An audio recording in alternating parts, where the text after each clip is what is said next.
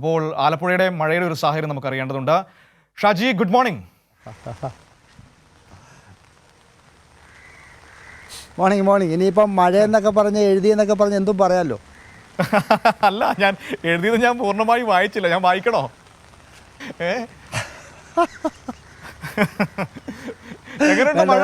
മഴയാണ് വേണ്ട.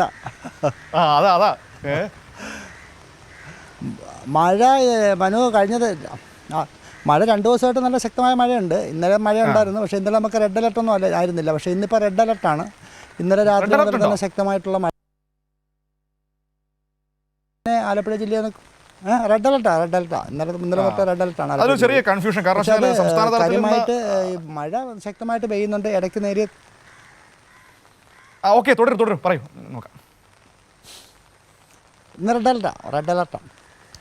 അപ്പോൾ കുട്ടനാടിനെ സംബന്ധിച്ചിടത്തോളം അപ്പർ കുട്ടനാടൻ മേഖലയിലൊക്കെ തന്നെ നേരിയ തോതിൽ ജലനിരപ്പ് ഉയർന്നിട്ടുണ്ട്. കാര്യം പമ്പയാറിൻ്റെ തീരത്തൊക്കെ തന്നെ താമസിക്കുന്നവർക്കൊക്കെ തന്നെ നേരിയ തോതിൽ ബുദ്ധിമുട്ടുണ്ട്. കാര്യം താഴ്ന്ന പ്രദേശങ്ങളൊക്കെ തന്നെ വെള്ളക്കെട്ട് അനുഭവപ്പെടുന്നുണ്ട്. പക്ഷേ എങ്കിലും കാര്യമായ രീതിയിൽ അത് കുട്ടനാടിനെ ഇതുവരെ ബാധിച്ചിട്ടില്ല. ഇനിയിപ്പോൾ നമ്മളെ സംബന്ധിച്ചിടത്തോളം സാധാരണഗതിയിൽ കുട്ടനാട്ടിൽ ഇവിടുത്തെ മഴ കഴിയുമ്പോൾ കിഴക്കുന്നുള്ള വെള്ളം 2 ദിവസം കഴിഞ്ഞ് കുട്ടനാട്ടിലെത്തുമ്പോഴാണ് സാധാരണ കുട്ടനാട്ടുകാരെ സംബന്ധിച്ചിടത്തോളം ജലനിരപ്പ് ഉയരുകയും അവരുടെ ജീവിതം വളരെയധികം ദുസ്സഹമാകുന്ന ഒരു സാഹചര്യം ഉണ്ടാകുന്നു. പക്ഷേ നിലവിലെ സാഹചര്യത്തിൽ ഈ കഴിഞ്ഞ ദിവസം 2 ദിവസമായിട്ട് ശക്തമായിട്ട് മഴയുണ്ട്. പക്ഷേ അത് മൊത്തത്തിൽ എല്ലാവരെയും ബാധിച്ചിട്ടുണ്ടെങ്കിൽ പോലും കുട്ടനാടിനെ കാര്യമായ രീതിയിൽ ബാധിച്ചിട്ടില്ല. പിന്നെ 2 കൃഷികളാണ് സാധാരണ കുട്ടനാട്ടിലൊക്കെ നടക്കുന്നത്. പക്ഷേ ഒറ്റ കൃഷിയുള്ള പാടശേഖരങ്ങളിലൊക്കെ തന്നെ വെള്ളം കയറ്റിയിടും. അങ്ങനെ വെള്ളം കയറ്റിയിടുമ്പോൾ ഈ മഴയും കൂടെ വന്നുകൊണ്ട് അതിൻ്റെ ബണ്ടുകളിലൊക്കെ താമസിക്കുന്ന ആൾക്കാരൊക്കെ തന്നെ വളരെയധികം ബുദ്ധിമുട്ടിലാണ്. വീടുകളിലൊക്കെ വെള്ളം കയറുന്നൊരു സാഹചര്യമുണ്ട്.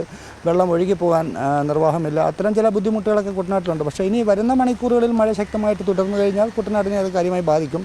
പക്ഷേ എങ്കിലും 2018 ശേഷം ഈ കുട്ടനാട്ടിൽ നമുക്കറിയാം തോട്ടപ്പള്ളിയും അതോടൊപ്പം തന്നെ തണ്ണീർമുക്കം ബണ്ടൊക്കെ നല്ല രീതിയിൽ തുറന്നു വെച്ചിരിക്കുന്നതുകൊണ്ട് തന്നെ കാര്യമായ രീതിയിൽ യഥാർത്ഥത്തിൽ ഷാജി, കാരണം ഈ വെള്ളം കടലിലേക്ക് ഒഴുകിപ്പോകാൻ എന്താ പറയുക, ഒഴുകിപ്പോകാൻ അവസരമില്ലാത്തതാണല്ലോ പലപ്പോഴും കുട്ടനാട്ടിൽ പ്രശ്നം ഉണ്ടാക്കുന്നത്. ഈ പൊഴിയൊക്കെ മുറിച്ച് ഒഴുക്കൊക്കെ സുഗമമാക്കിയതുകൊണ്ട് അതിൻ്റെ ഒരു ഗുണഫലം ശരിക്കും കിട്ടുന്നുണ്ടോ ആലപ്പുഴയിൽ?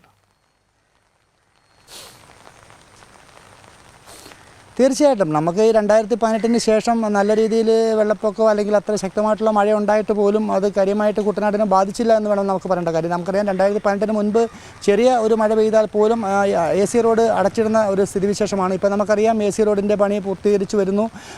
സാധാരണഗതിയിൽ 2 മഴ പെയ്തു കഴിഞ്ഞാൽ കുട്ടനാട്, ചങ്ങനാശ്ശേരി, ആലപ്പുഴ ഉള്ളിലേക്കൊന്നും തന്നെ പോകാൻ കഴിയാത്തൊരു സാഹചര്യം, ഗതാഗതം പൂർണ്ണമായിട്ടും തടസ്സപ്പെടും. പക്ഷേ ഇപ്പോൾ AC റോഡിൻ്റെ വർക്ക് പൂർത്തീകരിച്ചു വരുന്നു. അതുകൊണ്ട് തന്നെ ആലപ്പുഴ ചങ്ങനാശ്ശേരി റോഡിൽ ഗതാഗതം തടസ്സപ്പെടുന്ന സാഹചര്യം കഴിഞ്ഞ 2 വർഷമായിട്ടില്ല.